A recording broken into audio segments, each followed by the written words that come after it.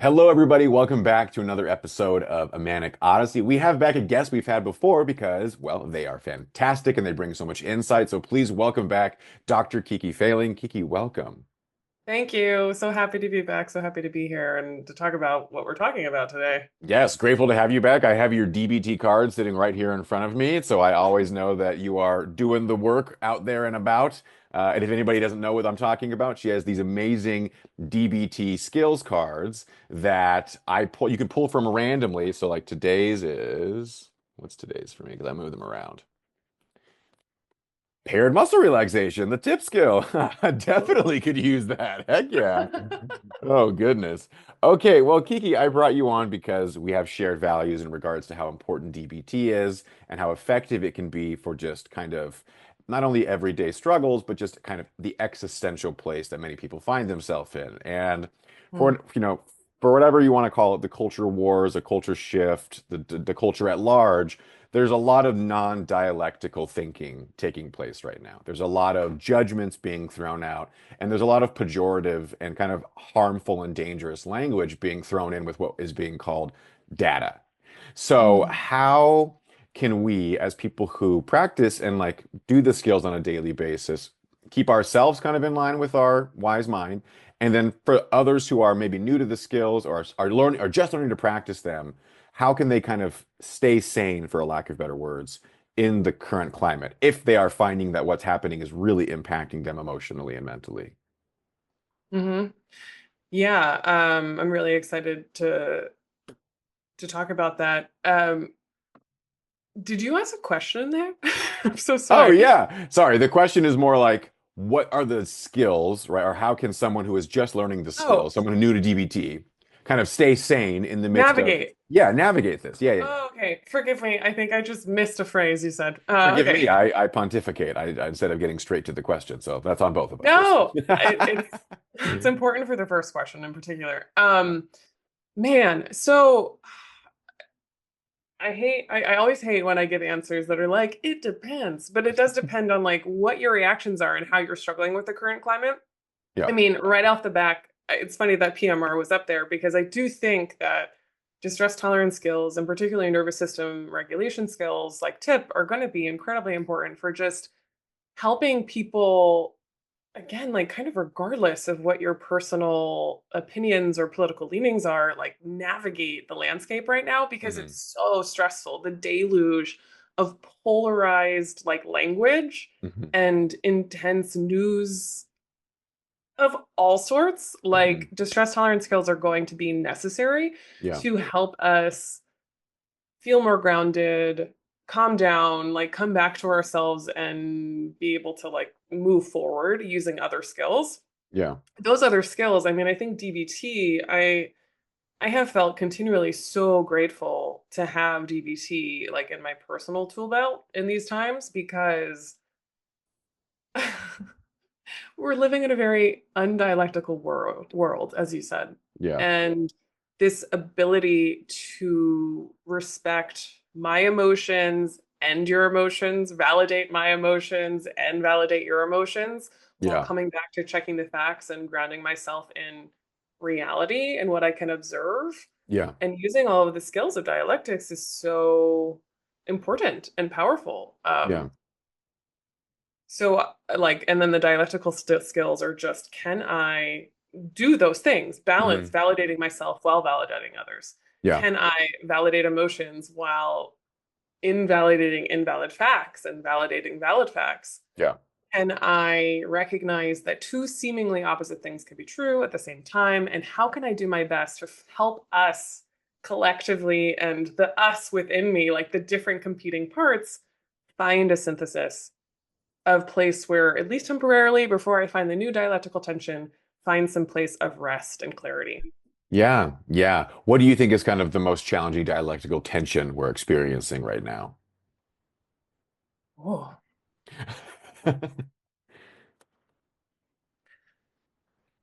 I think that there is.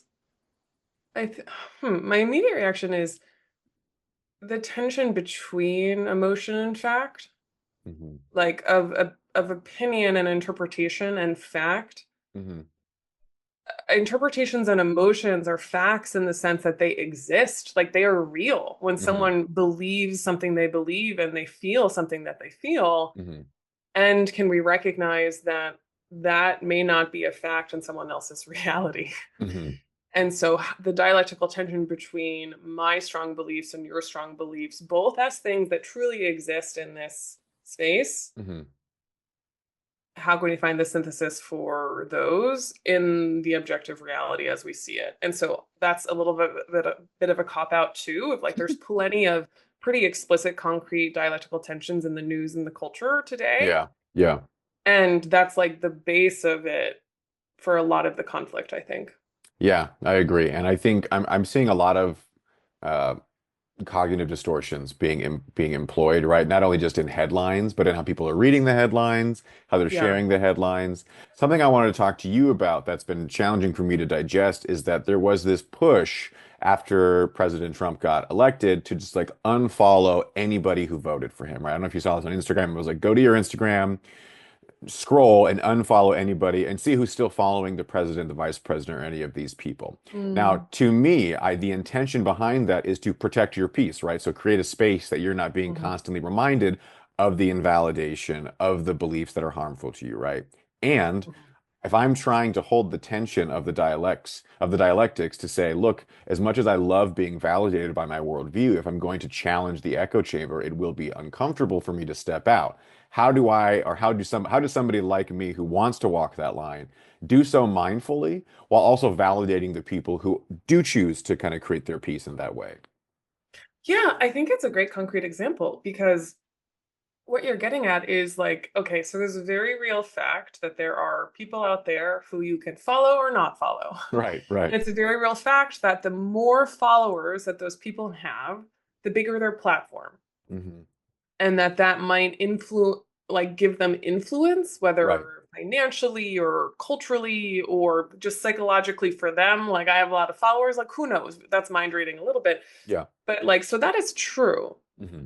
And each person gets to decide for themselves what is more important to me in this moment. Like, what are my various values? And Hmm. following that person might help me better understand this person's views so I can find dialectical syntheses in myself and find compassion if you want to do that. Hmm. Um, Following this person will let me know what other people in my life who I know follow this person believe. Hmm. Like it can just give me more facts about the world. Again, not that everything this person says isn't necessarily factual, but Uh-huh. like this person saying these things is fact. Right. Versus, as you're saying, like I could choose to unfollow to protect my space because seeing them obsess me too much. Or Yep. to me, it is important to have their platform be as small as possible and to hear what they said, not from them directly, but from another news source that cites them that I trust or something like that. Yeah. But the point is, that's a wise mind decision that each individual has to make. There is no right answer. Right. Um, Yeah, does no, that answer your yeah, question? that does Yeah, it. Yeah, that answers my question, right? And I think that's in line with my understanding of the dialectics as well, right? And we've talked extensively, I think, about how some people have more energy stored, right? So I think there is a correlation between privilege and energy. So the more privilege you tend to have, you do tend to have a little more energy to give to just more things in general, right? totally. So for example, if I'm turning on, I'm not transgender. So if I turn on the news and I see that Trump just signed the executive order banning transgender athletes from women's sports, that does not immediately invalidate me as a human being. It Yeah. just creates frustration and tension because I'm watching something so non-dialectical. That's a lot less energy than somebody who is trans, opens Instagram, sees that, and just is immediately met with chronic invalidation on a national level, right? Yeah. So energy stores are going to be different. So I wouldn't expect that person to just like suck it up and be dialectical and keep following them because the echo chamber is bad. I would expect that person to check in with their wise mind and go, oh, this is not for me. Mhm. Unfollow, block, curate my feed to be more about my mental health and Mhm. my well-being. I think Yeah. the dialectical part of the echo chamber is that you can create a very validating echo chamber, right? So if you grew up in a very invalidating environment, or like if in our current culture, if you are receiving the messages that 67% of Americans or 64% of Americans in one poll wanted transgender athletes out of sports, mind you, that poll did not account for people being explained what that meant or what it looked like, right? They just were given the idea. Same thing with immigration, right? Immigration, a poll was given out, and people were like overwhelmingly supportive of mass deportation. When they did a follow-up study and explained what it looked like, that number dropped significantly for approval. Mhm. Anyway, Mhm. oops, I think I might have lost my point with statistics, which is often what happens. What was I saying? What was I saying? Um, well, you had come from the idea that different privilege influences Oh, the energy you have to yes, give. and then the validation spaces, right? So if we are in a space that is chronically invalidating, like we are seeing now on a national level, you as a trans person could curate your social media feed to Yeah, be an incredibly validating environment where you're only following trans voices, trans advocates, people who are in line with your values, yeah. to kind of account for where you're not getting validated outside of that space. So I see that as actually another very powerful dialectic within the idea of an echo chamber being bad or good.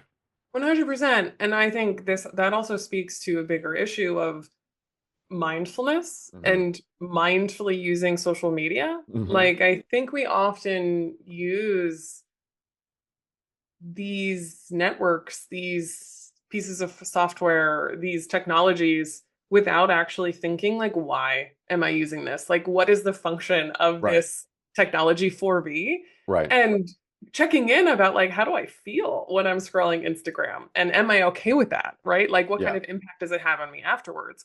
And again, it's totally fine if you want to go on Instagram and again follow some of the people you disagree with Hmm. or actively discriminate against you Right, and follow them anyway for that understanding. But it's right. also okay if you want your feed to be good for your mental health, as you're saying, like just a coping skill. Not Correct. that staying informed is bad for your mental health, obviously, but like you get to decide. And I think approaching it with purpose and intentionality is really important and not often done. Yeah. Yeah, and I'm realizing too that like the sensitivity of the individual is being grossly kind of thrown out with the bathwater on this one because both Mm. sides have such a high level of sensitivity, but for incredibly different reasons. And what I'm Mm. realizing is that both sides are struggling with validation, but because of where my worldview is, I think one side is more valid than the other. Mhm. And how do we validate this other side without shaming them so that they can still come to the conversation and realize that, look, you're not a bad person. You are believing in an effective worldview, right? That's harming people, right? How do we Mhm. challenge that in an effective way where we're still in line with like our DBT values and requiring people to change, right? So accepting them as they are and then requiring them to change. Yeah. I mean, so I do think you and I agree on most, if not everything, I'd imagine. And I think even what you just said, I've often been given feedback by clients that as a DBT therapist, I can start to use effective and ineffective almost like a judgment. And it's Yeah, oh yeah. so it's very important to like check in on like what am I defining as effective? Like Mm, it's like am I reaching my goal with this thing? And yeah, so yeah, yeah, yeah. I want to point out that there's plenty of people let's just be frank, right? Plenty of people like we are on the liberal side, Hmm. broadly speaking. Broadly, yep. There's ple there's people on the other sides. See, I fucking hate this. It's all judgments. It is, it's all, yeah. You could say But there's people who people, voted for this person, right? yeah, Consistently vote for right. this type of person is still an observation. Yeah, thank you. Who might be very effective for them Hmm. to keep believing those things Yeah. and to keep following these people and acting on these things and saying these things based on what some of their goals are. It might not be, and they might be because they're misinformed, but this is where we actually can't mind read and know what is effective for them. We have to Yeah. ask them, like, what do you care about? What is important to you? Yeah. And then correct misinformation as it comes up in those conversations. Yeah. That is a challenging piece to keep in mind because you're right. Like the ineffective and effective can quickly become a smokescreen for like, I like and I don't like, or you are this and you're not this. Hmm. And yeah, I'll definitely be mindful of that. I think what I'm realizing is so challenging is that I think maybe there is this, maybe this is my own cognitive distortion, but if we could sit down with people who believe harmful ideas, right? We can prove that they're harmful. Yeah, yeah. How do I explain to that person that this way to live life is less effective? Maybe it is still effective for them, right? Just less effective than what could be X, Y, and Z. Hmm. Yeah, this is where I know that there's even research that's been done that's not my field, but I do think it still comes out of starting in a place of like the gift skills, essentially, Yeah. of not necessarily like in any way that make feels against your own values, but a place of curiosity, Yeah. checking in about like, as I said, like what is important to you and what are your values and why do you care about this? Yeah. Because so often, like you're saying, when you give people the correct information, their vote changes on a poll. Yeah. A similar thing happens that like when I sit down with as like a person with a value of I don't know, like compassion and equity, Hmm. when I sit down with a person who has a primary value of like justice, Hmm. we might realize that actually the outcomes in the world Yeah. that we both want Yeah. are the same. Right. Like they're just coming from different values. So I do think that's a big thing of like checking in with the person about like what is important to you and how can we get there because most people do have like a common shared value system Yeah. that is for the betterment of most people. Yeah. Like it's for reduced suffering, broadly speaking. Right. We might just look at it with different lenses. So Right. I think that's a useful way to try to come about it. Yeah, yeah. What questions are coming up for you as we're talking about this? I'm realizing that like you have your own perspective and worldview on this. I want to hear your questions too. What am I missing over here, right? Like I'm still male identifying, right? And I'm white presenting. So what could be some things that I'm missing even within the dialectics? One thing you pointed out already is using effective and ineffective as potential judgment, something I was not aware of that is good to keep in mind. What could be some other things that I would be mindful of as I'm doing this work? Hmm. Hmm. I mean, I think beyond the fact that we have different values, potentially, like literally you and I, as an example, we share different identities. And what that means is we are perceived by others differently in the world, and we Mm. experience the world differently. And Yeah. so, even if there's this reality that has some shared facts, Hmm. the way that you view them and experience them might be different than the way that I view them and experience them based on Hmm. our different identities. And so, I think that I'm trying to think of a concrete example. So I am not intersex, but I think about that as an Hmm. example of like the executive orders exist Hmm. and they talk about trans people. Hmm. And all of the most of the dialogue, or a lot of the dialogue, I don't want to say most, is talking about this topic of whether trans people exist or not, and Hmm. then like what, which is that's the part that's like misinformation and drives me crazy. But Yeah. then there's Yeah. this like conversation of like, so they exist, what do we do about that? Mm. Completely leaving out that intersex people exist Hmm. and they may or may not identify as trans, obviously. Hmm. Hmm. Hmm. And so all of a sudden, we're talking about a topic or a news event, Hmm. completely realizing that there's an entire population of people who are seeing it inherently differently. They're like, well, apparently I don't even exist. And I bring that up, that's not specific to you and I, but I do think it's relevant of like so often we don't actually even know Hmm. what it is we're missing Yeah. because we view things so differently from other people. Yeah. Yeah. And there has to be, and you have like we all have to come from a place of dialectics of like, I don't know everything.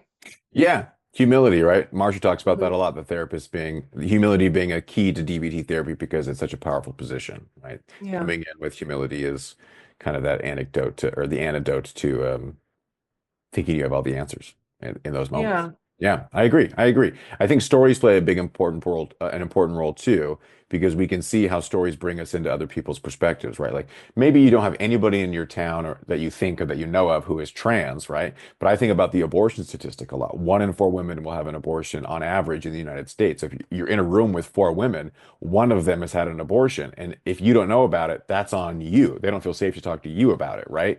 So Hmm. that I think Hmm. about that all the time. So let's say I don't know, or I say I don't know anybody who is like that, I can go read a book. I can go watch a TED Talk. I can Yeah. watch a movie if it's a well done movie. You know, there are shitty movies that only perpetuate stereotypes, but I'm not talking about those movies, right? Like there are ways to still kind of like figure out whether or not I have the full picture or the full scope, Yeah. essentially. Yeah. And that's true across the board, right? Like that's true for classism and racism along with homophobia and transphobia, right? If you because the lie right now is that anybody can become a billionaire, right? Like anybody, if you wanted, if you worked hard enough, you can be a billionaire. That's what our president is promising us that, hey, well, I'm just creating a system how it's supposed to be so that you guys, my little guys, you can be the big guys like me, right? And while it is hypothetically, in theory, possible to become a billionaire in the United States, clearly we have evidence of that. The reality and the dialectics are in order for someone to get there, it's not it's not equitable to get there Hmm. across the board. And what's challenging for me is that in the transgender conversation, as a feminist, what gets lost is intersectionalism, right? So we have all of these women's groups who are excited about this executive order because Hmm. they see transgenderism as an affront on feminism. I don't follow. I honestly, genuinely can't understand. To me, I would be rejoicing if I was a woman and transgenderism was happening because it's one more indictment into the sports world, which is already fucking gross and sexist. So, like, because the thing is, like, there were so many advocates who were validly pointing out, look, women's sports is being devalued. Before all the transgender sports became the talking point for conservatives, women's sports is being devalued. Can we start talking about how to value this population? If we're saying we have equal opportunity, why isn't the marketing? Why isn't, why aren't all these things lining up to this thing you're saying I am equal to, right? Yeah. Instead of this being an opportunity to continue to indict that system, it felt like they picked a new boogeyman instead of the actual boogeyman, which was men and capitalism in sports. It was like, scarier boogeyman that actually we can all agree on, and I can still kind of get what I want. Very frustrating for me to observe and witness, I suppose. Hmm. Yeah, what are your thoughts on that? Yeah. Oh man, there's a lot in that. And it makes me, I think that one of my biggest takeaways is, or reactions is like, I'm in agreement of a lot of times these conversations for the women's groups that are really like the cis women's groups that are against, that are like for these executive orders Hmm. are missing the ways in which the battle, like we want the same thing at like Hmm. that values-based level Hmm. again, Yeah, actually. yeah, yeah. And the vitriol and the polarization of the way that we talk about these things, I think leads to us not even being able to talk about it in a way that lets people realize like these bills and executive orders are not going to protect women from being like assaulted in bathrooms, Hmm. from uh not succeeding in sports, like Hmm. these things that you're talking about. Hmm. And uh I think it does come up with like the levels of privilege and energy again of Yeah, like there's a lot of punching down, yeah. like understanding that like okay, I am unsafe, unequal, uncared for, discriminated against in some way, and that Mhm. makes me defensive Yeah. against other people, but Yeah. it's easier to be defensive against the people who are lower in privilege than you. Right. Yeah. And I think that there is that. But then something else that came up for me while you were talking is I remember in before college, we were asked to read a book. Um, I think it was called Why Are All the Black Kids Sitting Together at Lunch? And I Oh wanted yeah. like Yeah, Yeah, I'm it's familiar with that book. I haven't read it, but I am familiar with the book. Yeah. yeah, and this woman, I think she's a professor, talks about how um the author of the book, in like the start of her class each semester, she would ask people to write down like their identities and like what makes them who they are. And like cis white men of upper to middle class Yeah. would write like, I'm an athlete, I'm smart, I'm successful in engineering, like whatever their thing is. Yeah. While women would almost always say, I'm a woman. Uh-huh. Black people would almost always say, I'm black, Hmm. et cetera, et cetera. Yeah. While the cis white men wouldn't even like mention these identities because they're at the top of the hierarchy. They're not thinking about it. Right. And so that comes to mind too about like we're very aware of the identities in which we are discriminated against for, we have less privilege in, and then Hmm. not of the other ones. Right. And that comes into these conversations too, where we can get really emotional when we feel attacked. Totally. Totally. Yeah, I mean, yeah, it is the challenge of the white cis man is to recognize that he can have power and still be in danger of invalidation, right? Like you can be at the top of the food chain and still experience shame. That doesn't mean you're not at Yeah. the top of the food chain. It just means that you still need some skills to tolerate, the shame and the things you're experiencing. Because you're right, so much about race is translucent, and there is like for that specific group, right? And what's challenging, I'm realizing like a dialectic I'm seeing is very, very frustrating to take hold of is the um I guess like the pejorative term would just be like the golden minority, right? So like when whatever group can get the minority on their side and Mm, become and use them to be the next speaking point, right? So conservatives jumped on the woman minority bandwagon and said, "Hey, we are for women and they are a minority and we are going to protect them." And the Democrats were like, "We're going to jump on the transgender train because they are a minority and we are going to protect them." And mm, neither of them went about it in a dialectical way and just mhm, use them as fire for the fodder, essentially, right? Like, if Democrats mhm, respectfully really cared about transgenderism, there are a lot of policies they could have put into place that would have made it way harder for this to be happening right now. And they've had a lot of time to do that. That's tough to accept for people who voted Democrat, myself included. People who are conservative, right? Painfully challenging to realize the man who is telling you he will protect you has bragged about not protecting you. yeah. Like I'm laughing because it's absurd and it's irreverent and it's just sad. Uh, Yeah. Yeah, I get that. so I think what I'd like to know, right? So being solutions oriented, which is kind of the goal, at least at this particular juncture, Yeah. how do we show up, right? How do we show up for one, how do we show up for the people who need the support the most? So LGBTQIA plus Mm, individuals right now, especially. And then maybe equally as challenging, how do we show up in our family and friends' lives who disagree vehemently that this group of people are valid? hmm. Yeah. Oh man. So I do think, first of all, like showing up is the important thing. And so what that looks like is speaking aloud, doing actions, like being present in conversations beyond Hmm. doing advocacy work.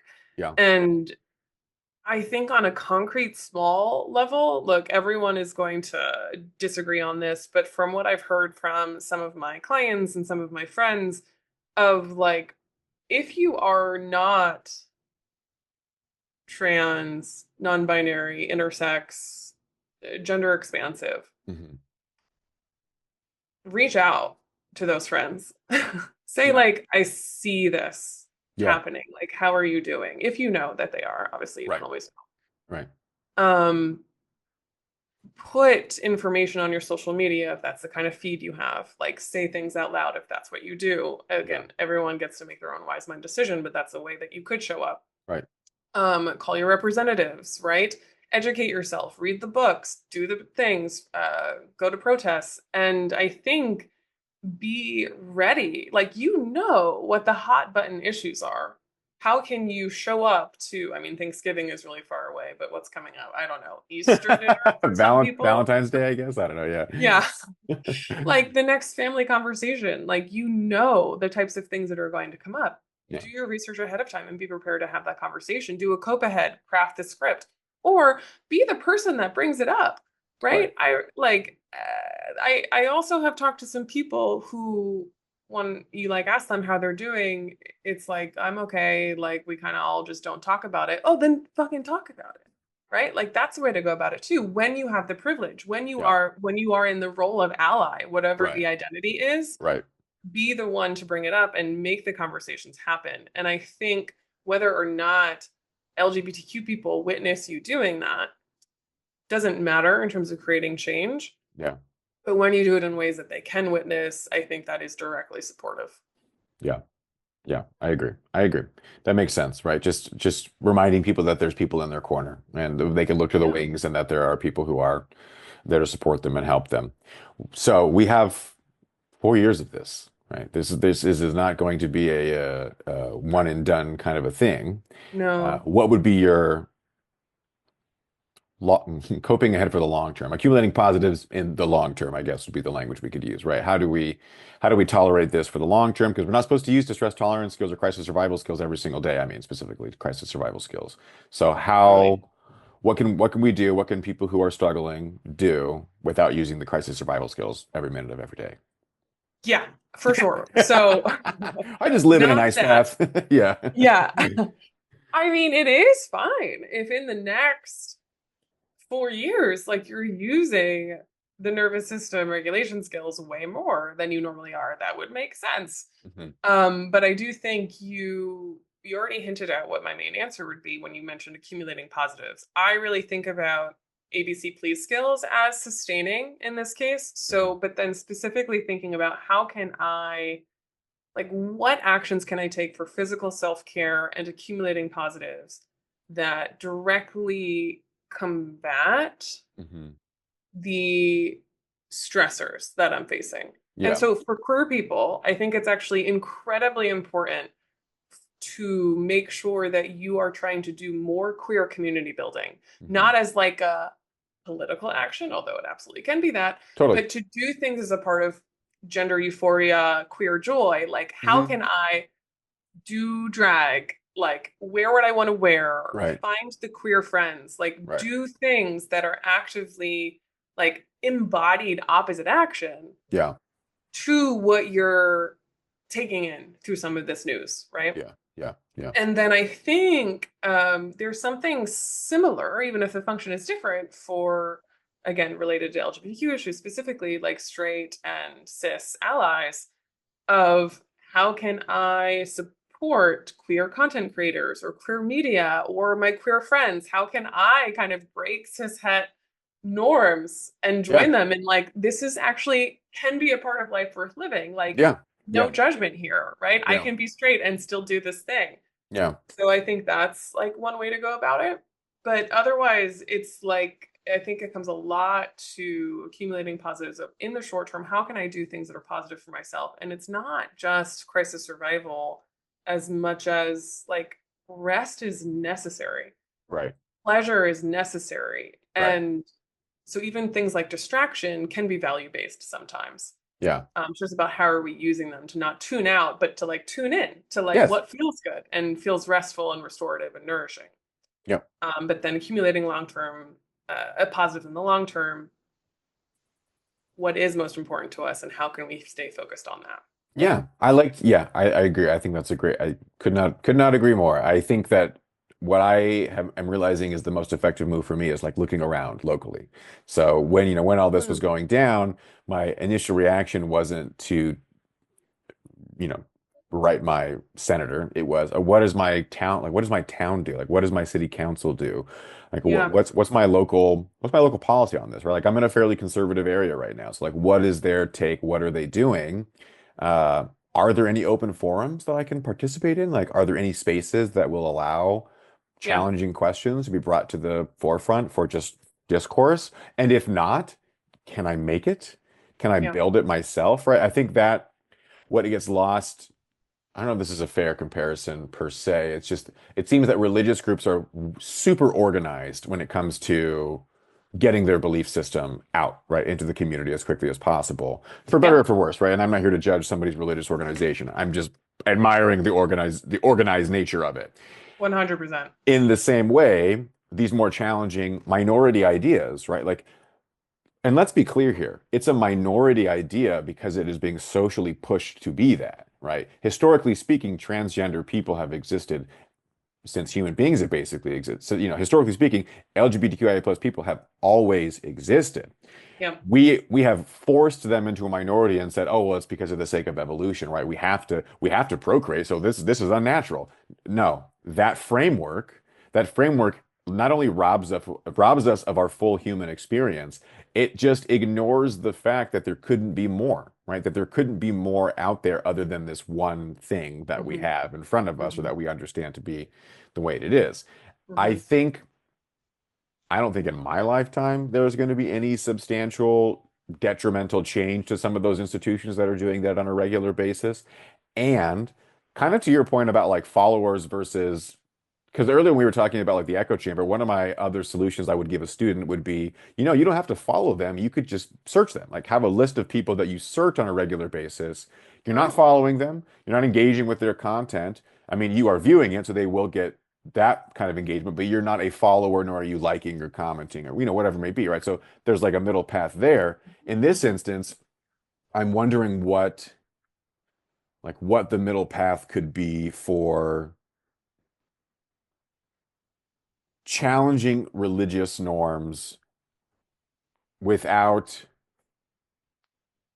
I don't know. I don't know if there's a way to challenge it without triggering all of the cognitive distortions, the thought stopping, and just kind of the tools that are employed to keep those more challenging things at bay in a way. Hmm. Um, and I know from personal experience that if you combine mental illness with religion, that those ideas just become even more rigid, right? So I borderline. So when I was a Christian, I wasn't just a Christian, I was a Christian. It was the Yeah. identity marker, right? So I was constantly splitting, what works quite well with the idea of sin, right? You're either bad or you're good. So, kind of worked out for a little bit.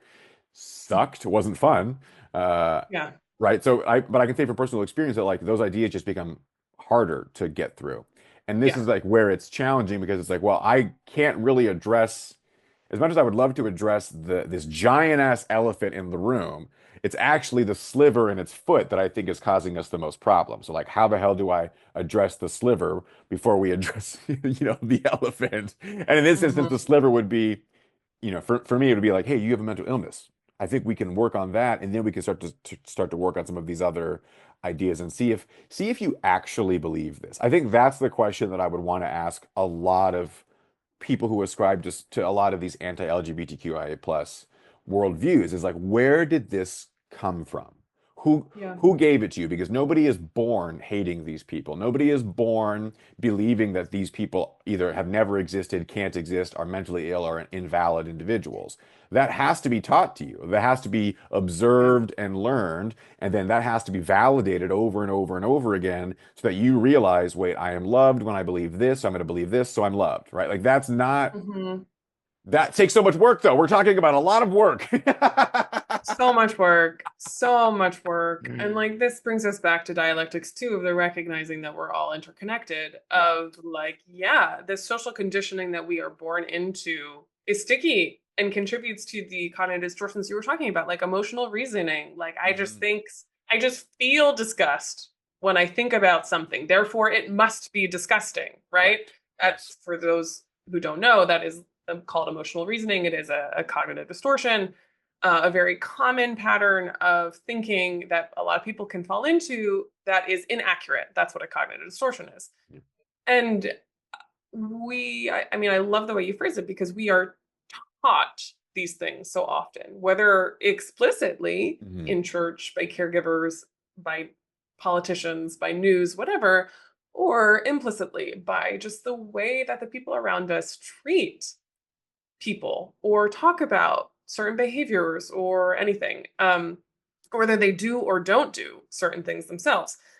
And I think that a big part of it is I want to step back to like, how do you I forget how you phrased it.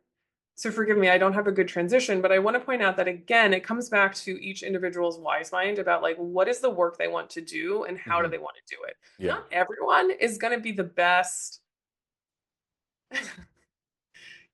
evangelist against Yeah.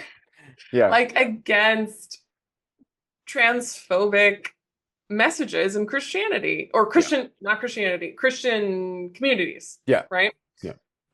That does feel important to point out. That there are plenty of Christians who have love for trans people, Hmm. intersex people, queer people, all of the above. Yeah. And so those people might be, for example, more skillful and more ready and more willing and able to do that work of changing those people's minds or Yeah. not, right? You get to decide for yourself is the point. Yeah. And I think that comes back to even what you're mentioning about like you want to get involved with like your local community. Hmm. Everyone can decide for themselves what that means. Like there's Hmm. big picture, like I want to go to the town meetings, I want to make noise, I want Yeah. to run for office. Yeah. Or it's like I want to send $10 a month to a mutual aid nonprofit. Like everyone gets to do the little things that they get to do themselves to keep themselves well and happy. Yeah. Um, and there is no should. It's just Right. like keep coming back to what is the change I want and how do I do that? Yeah. I often tell my students that should is a great little speed bump on the road towards willfulness. So if you are finding yourself Ah, saying should, it's a good chance to pause. You might not be, but there's a very good chance that you're headed towards a willful response, right? I love that. Whether that be, intentional or unintentional, right? Like I often find myself catching my shoulds. Like, I should really do that. It's like, whoa, wait. No, I want to do that. I want to do that Yes, right, because of, it's good for me or because I value that or whatever it may be, right?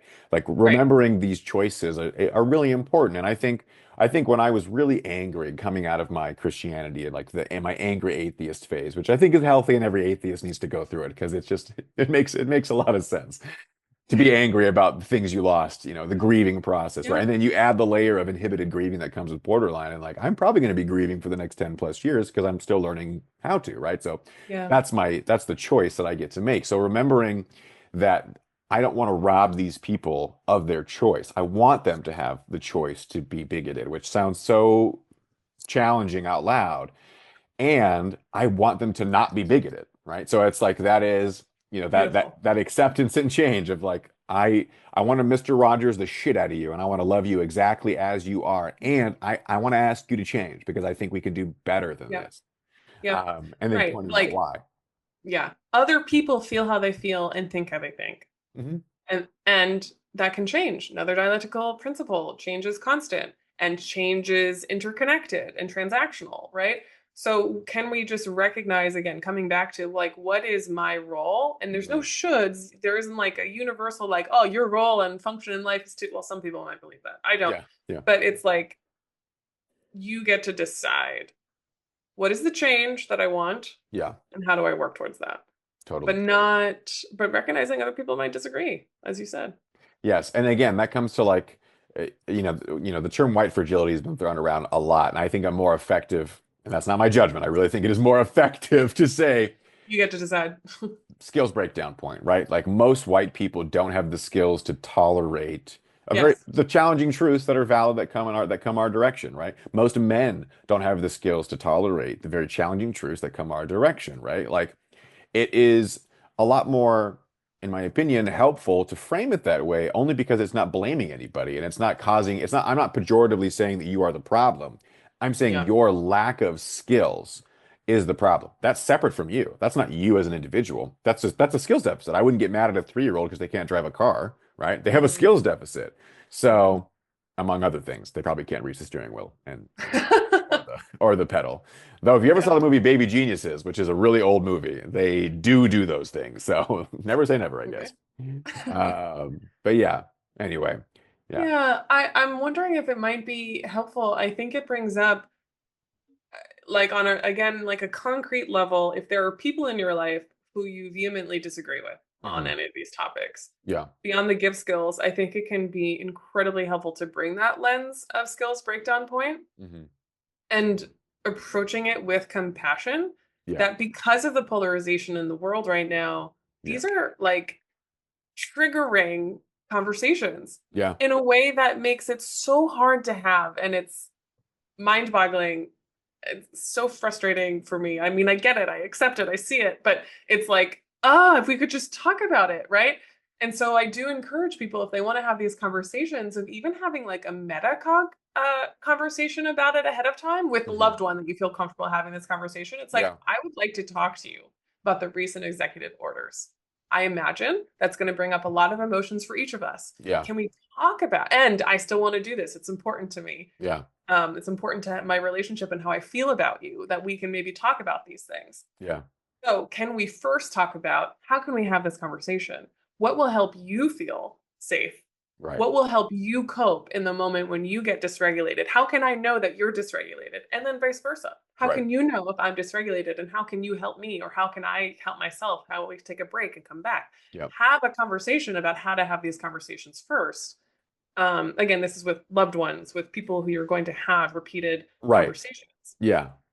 Because then if you have those conversations and those go shitty, that might be a cue to, I think we talked about this last time we were here in terms of ending or Right. navigating Right. problematic relationships. I Right. think that is a cue of like, if we can't even come together to talk about how to have difficult conversations, Yeah. that's a different issue, like a way different issue. Right. Right. Yeah. No, I agree. Once again, drinking from the well of wisdom, and I appreciate you sharing the waters. It is refreshing. We are coming to our natural end. It's been about an hour. Do you have any last thoughts or questions for me before we wind down? Oh, man.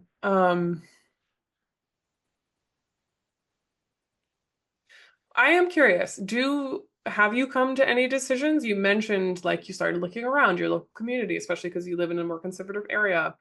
I am continually struggling with that exact balance that I described, like on a really personal level of like, w- what is my wise mind about the change I want to make, and like, what Yeah. is my role that I feel capable of sustaining in the Yeah. context of other things that are important to me in my life and values. Yeah. Um, what have you come down with or decided on?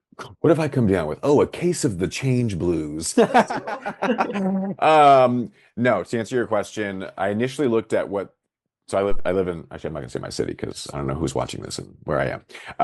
But my city is very churched, right? So I can look, there's a Mormon church over there, there's some churches over here, there's some churches over there. And so my initial reaction, my initial thought was like, well, I can reach out to these faith leaders and see if they'd be willing to kind of have a conversation about Oh, DBT in general, right? Just I'm not trying to sway. I'm literally, there's no political agenda other than, have you heard of this thing called DBT and the skills, right? It was very helpful for me. And my belief about DBT is that when it's used as it is intended, it's very challenging to remain bigoted, sexist, homophobic, because there are so much about the questions that one asks themselves through going through DBT that challenges a lot of those distortions, right? Like you have to really ignore a lot of the skills to kind of hold on to a lot of those, or you have to twist them in a very non-dialectical way to fit that worldview is the way I've understood it. So reaching out to faith leaders was the first thing that I thought about doing, and I'm in the process of targeting isn't the right word, but like finding who would be open to that, right? So I'm in that mm, research process. Therahive that I work for, right? They greenlit the idea of a men's group. So I am marketing the shit out of that. So most of that is just locally, right? So going around to bars and coffee shops and putting up flyers awesome. and just calling people and talking to people and just trying to create that space. Um, so yes, on the one level, very practical, right? So reaching out to local churches. On the next level, a little more high level, because their hive's online, so it could be word of mouth to everybody, right? I think Mhm. for me, it'll be a mix of both. I'm realizing more and more as I continue to heal and grow and change that I really value um, irreverence. So the challenge for me is how do I walk the line of like pointing out something irreverently in a dialectical way, right? So Mm, like how do I make fun of this? Because if you look at my old content, it was irreverent, but in a non-dialectical way. So it was still very funny and it had a punch, but the dialectic was never there. So it was always either punching across or down, right? uh-huh. It was never punch. It was so rarely punching up.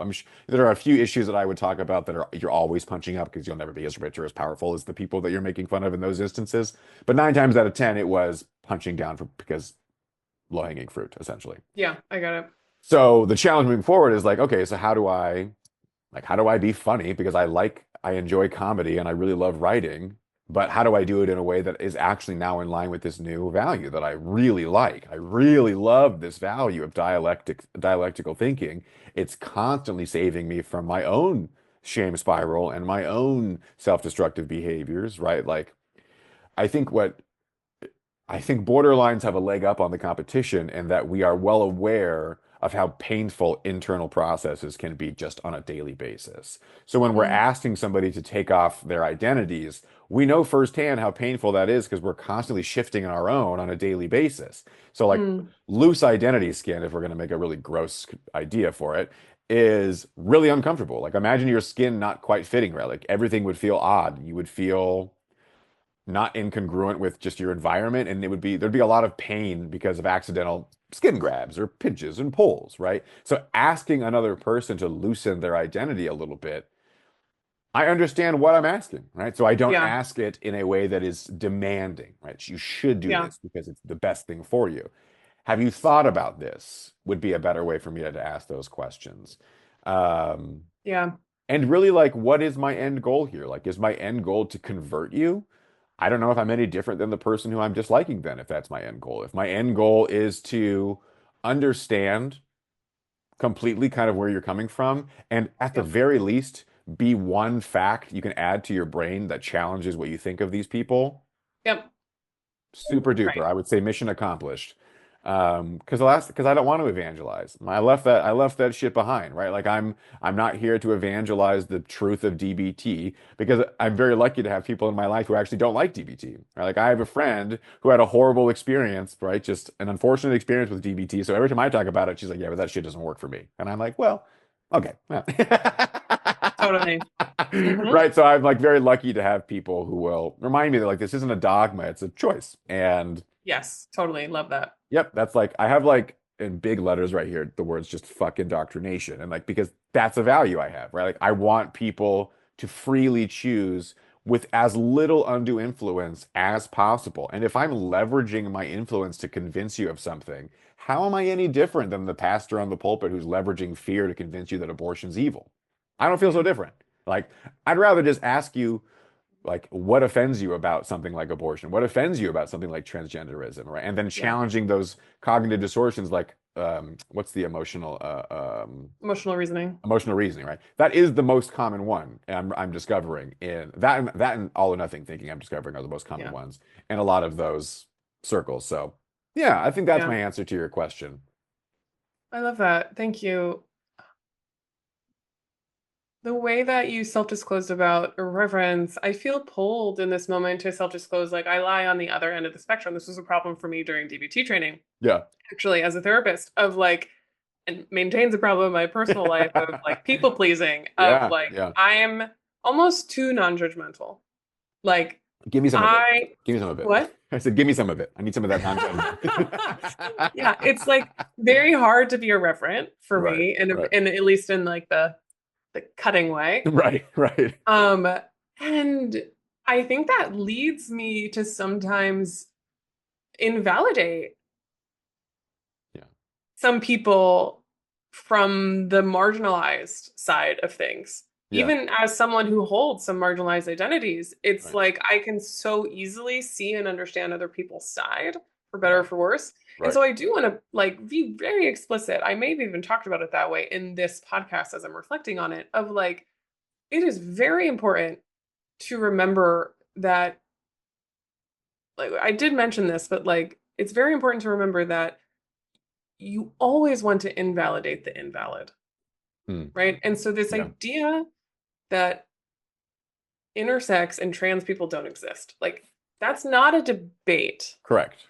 That's not the thing we're debating here, Right, except that it is. And right, that's what's infuriating. And so it's very important to, in these conversations, make sure that you're paying attention within your own value-based frame and your knowledge of the world right. to be holding on to what's true and then possibly challenging it when you Yeah, hear invalid, or at least not validating it, right? And yes, sometimes you can do that by omission. And so that's what's yes. tricky. Yes. But I do think that's important, and I want to like make say that explicitly. And you and I should keep talking to like bring each other towards the synthesis, it sounds like. Yes. Yes. Well, because I think with BPD, you are oscillating between people pleasing and just like fuck it all, right? So Uh, there's like that challenge of finding the synthesis between being appropriately people pleasing when it's appropriate and when it's yeah. effective and when it's not, being irreverent in a way. And I think that you bring up a good point because we can often I'll speak for myself, like often not being in these marginalized groups means that I believe I must have to have compassion for people that maybe they actually don't have compassion for, right? I think that the synthesis that we're talking about, I run into a lot with the idea of forgiveness. In a lot of these faith-based communities, Mm, forgiveness is not a choice, it's a requirement, it's a dogma, it's part of the process, right? And mm, in Christianity, it's you have to forgive because Jesus forgave you, right? There's no choice in that. mm, They don't ever say Jesus chose to forgive you. So if you would like to choose to forgive this person, a better reflection of Christ would be honoring the choice that he himself got to have. Not that, mhm, right? I'm realizing what's challenging for me is that what you're talking about, like the omission, not being explicit. So in not being in it, I missed the opportunity to be explicit, right? When you're in it, you explicitly can say, we're not debating this. Like this is fucking clear. These people exist. When you're not in it, you can fall into the trap of like, yeah, well, it's interesting. That's interesting. That's an interesting take, right? Versus right. no, this isn't interesting. What's interesting is that you are ignoring the fact that this exists. Like we could talk about Yeah. why you think it doesn't, but we're not going to talk about if it doesn't or does. It Hmm. does, right? It Yeah. exists. Yeah. And the other thing that's challenging, I'm realizing potentially too, is that part of coping with a lot of these injustices is irreverence, right? Like if we look at a lot of comedy Absolutely. for these marginalized groups, a lot of it is irreverence to the powers that be or to their own plights or to their own struggles and frustrations. And again, back to what you were saying earlier, that is a wise mind choice, right? There is Yes. some irreverence that I would argue goes too far and perpetuates the problem and continues and makes the problems permissible. And then there is that wise mind, in my perspective, of comedy that really bitingly makes the irreverence the point while not caring about the feelings of the people who it doesn't affect. Like that, I think that's a really challenging thing. And that's why, great comics are kind of hard to come by or remain consistent is because they tend to either throw the baby out with Hmm. the bathwater and be so irreverent in the sake of like free speech and comedy, or they're too cognizant of their irreverence and they're not very funny. Right. So it's like but there are comedians who have done like I think Hannah Gatsby is a great example of irreverence versus like they walk that line really, really well, where Yeah. they are telling you biting indictments of the system and it's really funny. Yeah. A person who used to do this really well and unfortunately doesn't do it in a way that I agree with anymore would be Dave Chappelle, right? Like when I was super young and Dave Chappelle was only really commenting on race relations specifically, he was pretty on point with a lot of his takes. Like that's why he was so revered as a comedian is because he was young, he was Mm. biting, he was to the point. Now, mind you, with hindsight and in my new feminist perspective, he definitely didn't help the problem of sexism within that community, nor did he help the problem of homophobia. So it's like I can look at that dialectically, but realize that like if that's the aim, the goalpost really isn't so far away Hmm. because just having the thought, is this a dialectical way to make fun of this? You would have to willfully choose not to at that point because the answer is going to come to you, right? Like I know what a dialectical expression looks like. So if I'm choosing this one that isn't, that's a conscious willful choice, right? Mm. We can cross that bridge, whatever, and whatever that hypothetical would look like, right? But if you can just get to that juncture and go, is this a dialectical joke, or is this like a joke that is irreverent for the sake of irreverency? I guess. Like Yeah. my idea for comedy would be, like the idea in DBT extension, right? So taking the client's often to put a judgment on a dramatic claim and just like taking it to Hmm. its extreme for the sake of reminding them that you're worried about the problem, not the threat. Hmm. Extended irreverence essentially would be the goal, where it's like, right, like I've had attempts on my life by my own choices, right? So I could make a joke about the thoughts I had when I was leading up to some of my more dangerous self-harm behaviors, right? Because I understand that choice, like the choice process. I I personally wouldn't make a joke about your thought process if you disclosed to Mm, me that you are experiencing self-harming thoughts and experiencing self-harm, right? That I think mhm. is the dialectic of, is this a dialectical joke? Is it not a dialectical joke? Totally. Why? Yes. And what you were describing, like safety, comes to mind so much, and then privileged relationship to safety. Yep. I think about like reading in the drag community. Mm, That is some of the things the drag queens say to each other. It's so biting. It's so mean, but it's okay. And they talk about it because there's safety in that they know yeah. they're part of the same group. And they even Right. talk about it in a way of like, we know other people are going to say these things about us, like Hmm. other people in power. They're going to Hmm. call us all of these nasty things. Yeah. So let's call it to each other because we know we've got each other's backs. And Right. that's part of the safety too, of Right. like, there can be I can be biting and irreverent and critical of you if you are my friend and we have a history Yeah. of I am there for you when it matters and that I love you unconditionally, whatever that means. Yeah. Or I can say biting, critical, irreverent things about a group that I am a part of because I'm a part of the group. Right. Like that there isn't that privilege disbalance. Right. But then when you are more privileged than the group you're talking about, or Yeah. when you say something mean to someone that you don't have a relationship with and safety with, Right. it's no longer safe.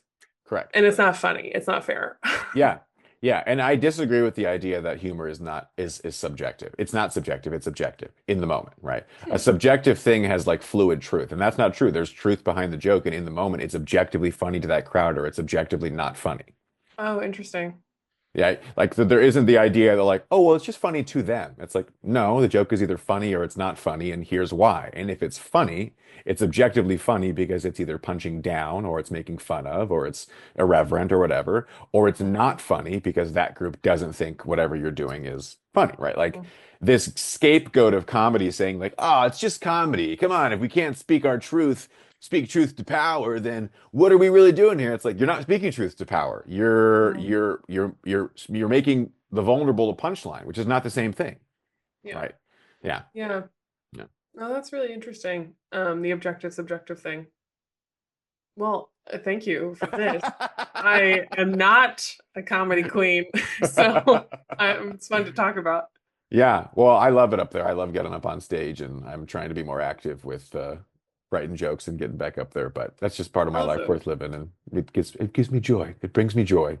Yeah, Good. to our earlier point of how to survive Yeah. if you are struggling, right? Like find areas where you can remember experiencing joy, Yeah. see if it's possible to kind of capture that moment or get back to it or go to it in an effective way, regularly. And that will be again different depending on somebody's ability and privilege. Um, Great. and if you're watching this and you have questions and like you're confused by anything we've said, open book, like reach out. Like Kiki has an Instagram and a TikTok and a website and a private practice. I have Instagram. Thrive. I have Therive, right? But I wouldn't have them reach out to me on Therive. I would say Oh, that's true. reach out to Therive if you want to, if you're considering starting a group, especially if you're a man watching this and you want to do the men's group, or you know a man and you would like to do, and they think they need the men's group. Don't say that to them. Just say you have a good idea and let them figure it out for themselves. Yeah. Um, but no, you can DM me on Instagram. I don't see my TikTok's DM. I don't really check TikTok as much these days, but DM I me don't. on Instagram and I will for sure see it. Uh, Dr. Fehling, Kiki, thank you so much for being here. I'm so grateful for Well, your generosity and your friendship and your time, and I appreciate it. yeah, right back at you. Thank you for having me and for letting me know what you're doing in these times. Like, as I said, I have been struggling with trying to decide what to do. Oh, I didn't get to say the thing you're doing or trying to do with the faith leaders is really cool. So I hope that works out for you in a way that feels fulfilling. Thank you. I appreciate that. I will keep you updated. Yeah, I'd love that. All right, stick Thank around. you. Goodbye, everybody.